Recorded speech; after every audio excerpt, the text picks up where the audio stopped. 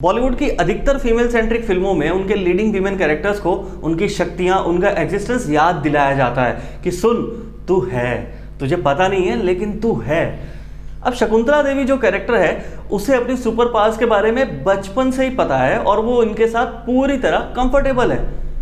बस पेट्रियार्की का आधा खेल तो यहीं पे खराब हो जाता है।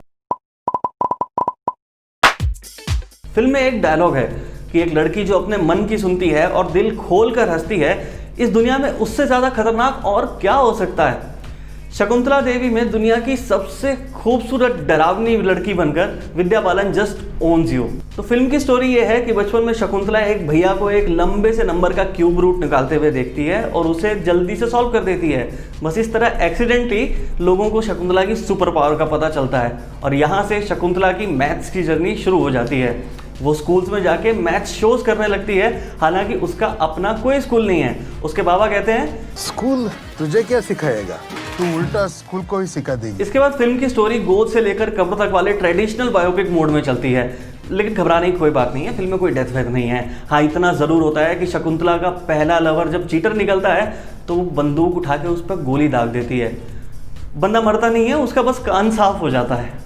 अब इस केस वेस से बचाने के चक्कर में शकुंतला को इंग्लैंड भेज दिया जाता है, जहां से उसका इंटरनेशनल फेम स्टार्ट होता है। शकुंतला की स्टोरी में कोई भी प्रोफेशनल कॉन्फ्लिक्ट नहीं है, मतलब उसके टैलेंट को, उसके मैथ्स को, उसकी कैलकुलेशंस को कोई भी चैलेंज नहीं कर पाता, यहां तक कि कंप्यूटर भी नहीं। अगली बंदी कंप्यूटर की गलती निकाल देती है। आधी फिल्म बीतने तक शकुंतला की पर्सनल लाइफ भी बहुत स्मूथ चलती रहती है। उसे पारितोष से प्यार होता है, फिर शादी होती है। पारितोष एक आइडियल जेंटलमैन है, विमेन एम्पावरमेंट वाला आदर्श पति, एकदम वोक पुरुष। शकुंतला की लाइफ में पहला पंगा आता है उसकी बेटी अनु के पैदा होने के बाद। शकुंतला को मैथ से भी बहुत प्यार है, लेकिन उसे अनु से भी बहुत प्यार है।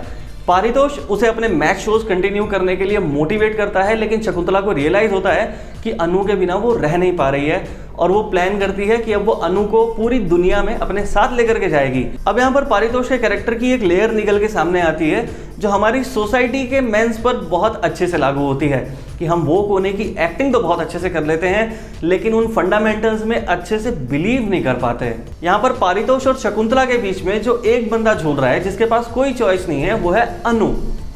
ये फिल्म का एक बहुत बड़ा कॉन्फ्लिक्ट है जो आगे जाके फिल्म के प्लॉट का मेन थीम बनता है। शकुंतला देवी माँ बेटी के रिश्तों को उस तरीके से एक्सप्लोर करती है जैसा हमने अभी तक हिंदी फिल्मों में देखा ही नहीं है। एक पेट्रियार्कल स्ट्रक्चर में हमने बाप बेटे के कॉन्फ्लिक्ट्स को बहुत सारी फिल्मों में अच्छे से देखा है, लेकिन यहाँ पर एक बहुत बड़ा चैलेंज निकल के आता है जो रियलिटी में भी बहुत ट्रू है कि जब भी फेमिनिज्म की बात होती है तो सबसे बड़ा चैलेंज एक पेट्रियार्कल सोसाइटी में फीमेल्स की कंडीशनिंग से आता है। शकुंतला और उसकी माँ का कॉन्फ्लिक्ट, शकुंतला और उसकी बेटी का कॉन्फ्लिक्ट इस फिल्म के प्लॉट का सबसे मेजर पार्ट है। और एक टाइम तो नौबत ऐसी आ जाती है कि अनु कसम खा लेती है कि उसे अपनी माँ शकुंतला जैसा बिल्कुल नहीं बनना। लेकिन ऐसा नहीं है कि फिल्म देखते हुए आपके मन में सवाल नहीं उठते या फिल्म में आपको कोई कमी नहीं नजर आती।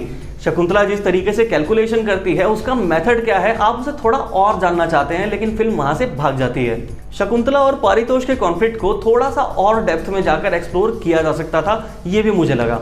एक सबसे बड़ी बात जो मुझे डिस्टर्ब करती है वो ये कि अनु लिटरली कसम खा लेती है कि उसे अब माँ ही नहीं बनना, लेकिन जब वो प्रेग्नेंट हो जाती है तो वो उस फैक्ट से एकदम एक मोमेंट में अचानक से कंफर्टेबल हो जाती है। और फिर फिल्म के क्लाइमैक्स में जो 3 बार जबरदस्ती मदर्स एंड डॉटर्स घुसेड़ा गया है, वो बिल्कुल अननेसेसरी था, उसकी कोई जरूरत नहीं थी।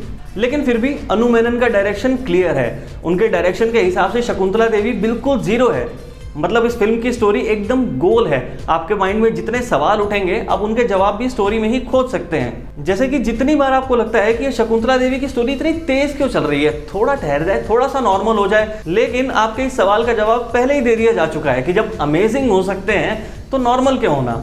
शकुंतला देवी की स्टोरी में थीम ही है कि पेड़ों की जड़ें होती हैं क्योंकि उन्हें एक जगह रहना होता है, लेकिन हमारे पैर हैं ताकि हम दुनिया घूमते रहें और चलते रहें। और शायद इसीलिए शकुंतला देवी की स्टोरी की पेस काफी तेज है। इस फिल्म का टेक्निकल एस्पेक्ट भी काफी स्ट्रांग है। किको नाकाहारा की सिनेमेटोग्राफी में आपको कहीं पर भी कोई डल मोमेंट नहीं मिलता।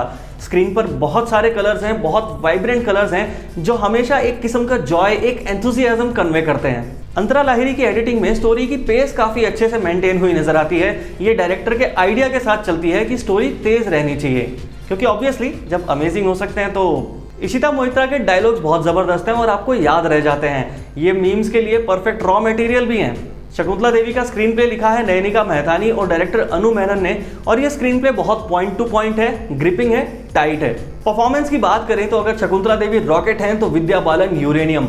उनमें भयंकर एनर्जी है, वो स्क्रीन पर कब्जा कर लेती हैं, कैमरा खा जाती हैं और स्क्रीन को उस तरीके से ऑन करती हैं जैसे हमें हीरोज को देखने की आदत हो चुकी है। सानिया मल्होत्रा अनु के कैरेक्टर में उस कॉन्फ्लिक्ट को बहुत अच्छे से पोर्ट्रे करती हैं जो शकुंतला देवी और उनकी बेटी में था।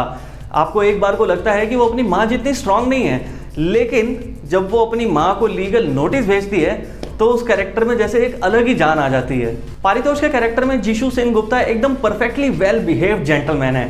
उनके कैरेक्टर की वोकनेस कॉल आउट हो जाने पर भी उनका थॉट प्रोसेस क्लियर रहता है और वो उतने ही हेडस्ट्रॉन्ग रहते हैं। फिल्म के एंड में शकुंतला देवी की लाइफ से जो ओरिजिनल फोटोज दिखाए जा रहे थे, उसे देखते हुए आपको समझ आएगा कि पारितोष के कैरेक्टर में जीशु की कास्टिंग कितनी परफेक्ट है। फिल्म का सबसे strong male character Amit Sadh के हिस्से आया है। अनु के हस्बैंड अजय अभय कुमार के रोल में अमित का बिहेवियर बहुत सॉफ्ट है, लेकिन वो अकेले मेल हैं जो शकुंतला देवी से इंटिमिडेट नहीं होते, और इस चीज को अमित ने बहुत स्ट्रांगली स्क्रीन पर पोर्ट्रे किया है। फिल्म की सपोर्टिंग कास्ट में इंडियन एक्टर्स और फॉरेनर्स दोनों बहुत कमाल के हैं। सचिन जिगर का म्यूजिक, वायु और प्रिया सरैया के लिरिक्स स्टोरी को पूरी तरीके से कॉम्प्लीमेंट करते हैं। सुनिधि चौहान, श्रेया घोषाल, मोनाली ठाकुर और बेनी दयाल की आवाज में गाने बहुत मीठे सुनाई पड़ते हैं। कुल मिलाकर कहूं तो शकुंतला देवी कलरफुल विजुअल्स से भरी, मिंट से रिफ्रेशिंग, ब्रीजी और पेसफुल स्टोरी है जिसमें ढेर सारा फूड फॉर थॉट है।